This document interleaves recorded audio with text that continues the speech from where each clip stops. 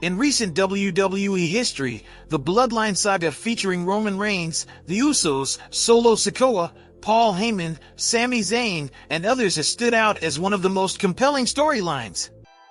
It's a rarity for WWE to sustain a narrative of this length, spanning over 3 years, and the unique character dynamics have breathed new life into modern wrestling storytelling.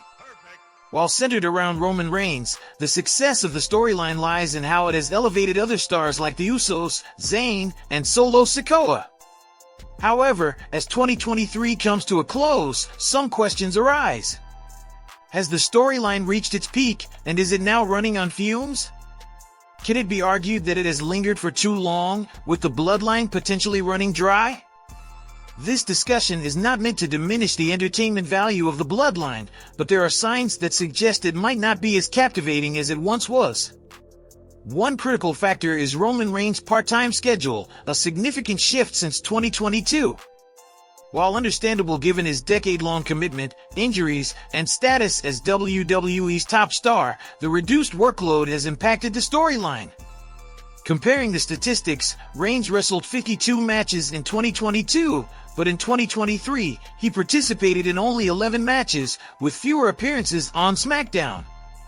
This decline in his presence has left a noticeable gap in the Bloodline's dynamic. The reduced focus on Reigns has made other elements within the Bloodline feel like filler, lacking the same impact without the Tribal Chief's regular presence. Although WWE boasts other big names and draws, the Bloodline's core dynamic has been affected. The prolonged storyline, potentially aiming for a 1,000-day milestone, raises questions about its sustainability in the modern era of rapidly consumed wrestling content. While the Bloodline storyline has been praised as cinematic, a term rarely associated with WWE, its extension into 2023 has prompted discussions about whether it was worth the prolonged narrative. Wrestling fans consume content differently today, and the challenge of sustaining a single story across 52 live episodes a year can lead to fatigue among both fans and the creative team. Presently, a segment of the fan base is expressing signs of fatigue, engaging in conversations about the prolonged nature of the Bloodline story. The fact that this storyline has endured for such an extended period is indeed an exception rather than the norm in the fast-paced world of wrestling. The industry thrives on constant change and reinvention, making the Bloodline's extended run a unique deviation from the usual trends. In the realm of wrestling, major narratives rarely last as long as one might assume. The need for perpetual evolution is ingrained in the nature of the sport.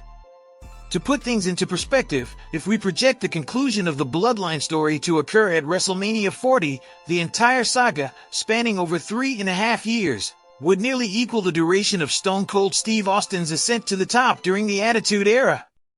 One challenge facing such extended stories is that they inevitably lead to an endgame, often set at WrestleMania, the grandest stage in the industry. While this tradition makes sense given the event's significance, the current year has left the Bloodline narrative in a state of suspense. The story is akin to a simmering dish left on the stove, maintaining its heat, but the audience is left wondering about the flavor it will deliver upon the next bite. Regardless of when and how the Bloodline story concludes, it's essential to savor the journey as such prolonged and intricate narratives are a rarity in the wrestling world. Acknowledging the nuances and potential challenges, it's a reminder to appreciate the unique storytelling experience currently unfolding. Share your perspectives on any concerns or issues you may have with the Bloodline in WWE in the comments below. To stay updated on more content like this, subscribe to Wrestling Matters and activate those notifications.